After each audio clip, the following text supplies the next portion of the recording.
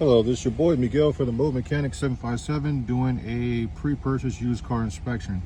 One of the things that I look for that no one can hide or alter is the short-term and long-term fuel trim.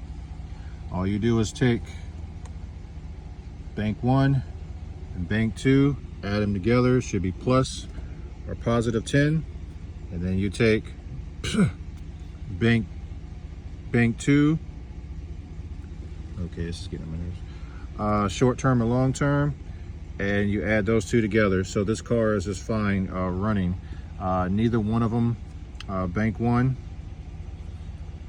neither one of them adding these two numbers together, and neither one of them are above plus or minus 10 adding together. And bank 2, which is here and here, is the same thing. Bank 1 is, fluctuating a little bit. This truck has 78,000 miles. It is a Dodge, so I don't see any problem with this, but this is extremely important. If you have a diagnosing machine and you can get into the live data, look for the short term and long term. Bank 1 is going to be on one side of the engine, bank 2 is going to be on the other side of the engine if it's a V6 or V8.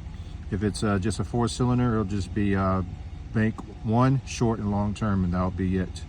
With that being said, I hope this helps everybody out. This is part of what I do during the pre-purchase used car inspection.